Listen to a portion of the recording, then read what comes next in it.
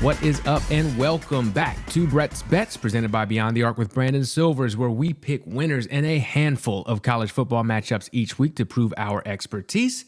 I am your host, Brandon Silvers. Quick reminder that we use gambling spreads and terminology, but we do not condone gambling, particularly if it's not legal where you are, because we're not built for prison. This is for entertainment only. It is once again my honor to welcome back my co-host for Brett's Bets, a man who is so good at picking games that we've had to hide his identity. He simply knows too much. As a result, I cannot tell you his name, but he does have several aliases. So please welcome the Spartanburg Spread Beater, aka the Irmo Earner, aka the Columbia Coverer, aka the Florence Forecaster, aka the Atlanta Assassin with the sniper sight trained right on your bookie's chest. Originally from Landrum, aka L-Town, but he's not taking any L's this week. It is my pleasure to introduce to you the expert. All right, Mr. Expert, picking college football games is very much a feast or famine ordeal. In the past couple of weeks, you have been feasting. So, what is on the menu this week? Another winning week. We're on fire now, or you could say we're cooking. So here we are again this week. We got 6 more winners coming for you right here. And the first one is going to be Duke minus 3.5. So, we like to talk about teams shooting their load. Georgia Tech fired their coach, won a huge game on the road against Pitt. They were like a 3-touchdown underdog or something like that, one straight up. Georgia Tech shot their load.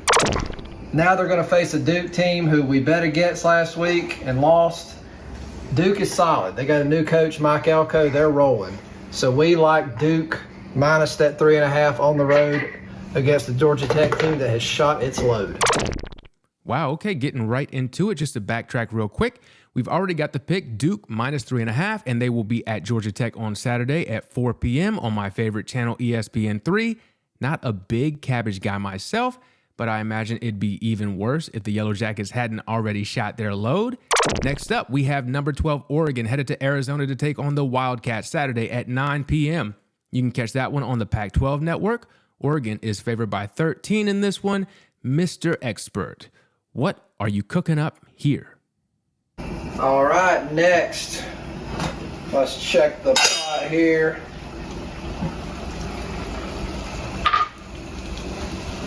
We've got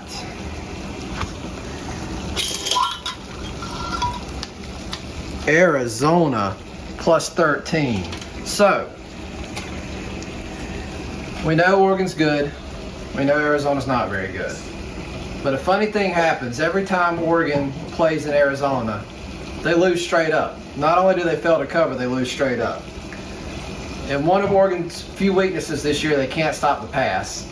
And Arizona's got while he's a little turnover prone, they've got a very aggressive, quality quarterback in Jaden DeLora. We think he can put up enough yards through the air to keep Arizona within that number. All right, sounds like the Wildcats will be eating duck this weekend.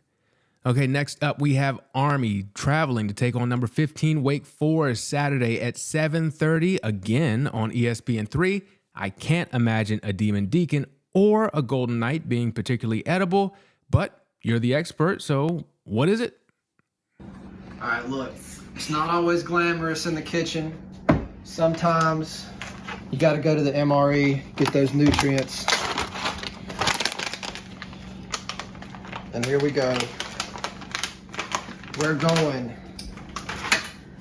the U.S. Army plus 17. So look, Wake Forest, they've looked great the last 2 weeks. They took Clemson to overtime, should have won.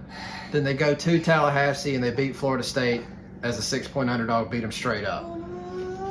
So, they're feeling good about themselves. However, Army, they're the opposite. They're feeling bad about themselves. They're 1-4 on the year. They got beat by Georgia State, yada, yada, yada. But look, Army, they circle these games on the calendar. Since 2016, they're 9-2 against the spread against Power 5 teams. And now we're getting them plus 17. Wake Forest doesn't play anybody that runs the triple option like Army. Wake Forest is fat and happy. Army is going to go in the trenches, and they're going to cover that 17 for us. Incredible. MRE translating into WIN for Army this weekend. And I also hear that mystery farm baby in the background sounding mighty patriotic. All right, speaking of war, many wars have been fought over religion. And this Saturday at 7:30 on NBC, we have the Catholics versus the Mormons as BYU takes on Notre Dame. Notre Dame favored by 3 in this one. Outside of caffeine, I'm unsure of the dietary restrictions of these two teams, so you tell me what it's looking like. And next, we've got the Irish -3. That's right, no potato famine in Las Vegas this weekend. We're going Notre Dame -3 against BYU. So this one jumped out at me when I saw a ranked team as an underdog to an unranked team. We always like to take the unranked favorite in these situations. And then the more I dug into it, the better of a play it seemed. Notre Dame's good up front. They had a tough start to the year, losing to Marshall, but we know the defense is solid. We know they're well coached. They're starting to turn the corner with the big win against North Carolina. And on the other hand, BYU, despite their ranking, despite their solid record, they're not very good. Utah State almost beat them last week, and they're one of the worst teams in college football. BYU's weak on the lines of scrimmage. So we're going to take the Catholics in the Catholic versus Mormons in Las Vegas. That's interesting. Battle this weekend, Notre Dame -3. All right, not gonna lie, I was a little worried about the potato famine joke, but BYU has investigated and found no wrongdoing. Okay, so moving on. We got Arkansas hitting the road to take on number 23 Mississippi State Saturday at noon on the SEC Network. The Bulldogs are a 9-point favorite. SEC country knows food like the expert knows football. So, expert, what is the pick? All right, let's check the smoker out here. What we got for you here.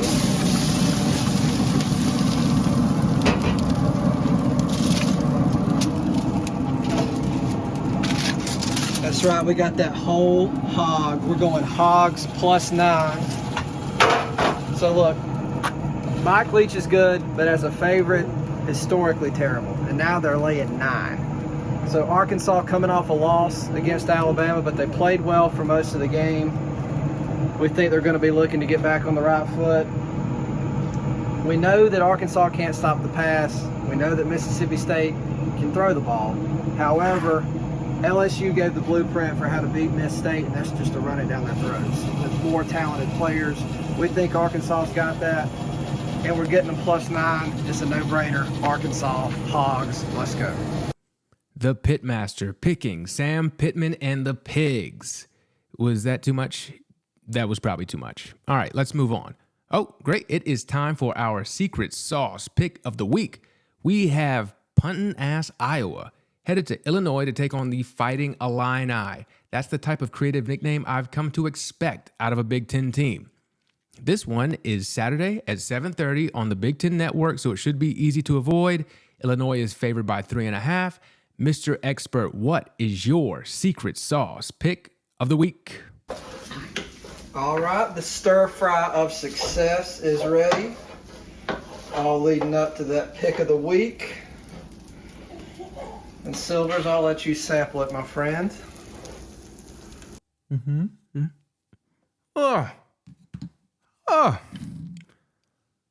What the fuck is wrong with you? That's terrible. There's paper in it. It tastes like a cat's fanny. Here. Look, Illinois -3. Do your thing. That's right. It's your favorite. Another Big Ten matchup. We're going Illinois -3.5. We're going to buy that down to 3. Quite simply, Illinois is still undervalued. We took them as a 7-point dog last week, and they won straight up big. Iowa can't move the ball just because their name's Iowa, just because they're playing a team named Illinois, doesn't mean anything. Brett Bielema's got Illinois playing like a true Big Ten power. And Iowa, They're still stuck in the 1970s. They cannot move the ball. They had 0 points through the first 3 quarters last week. That game versus Michigan was not nearly as close as the final score might indicate. We're going Illinois easy to cover the 3.5.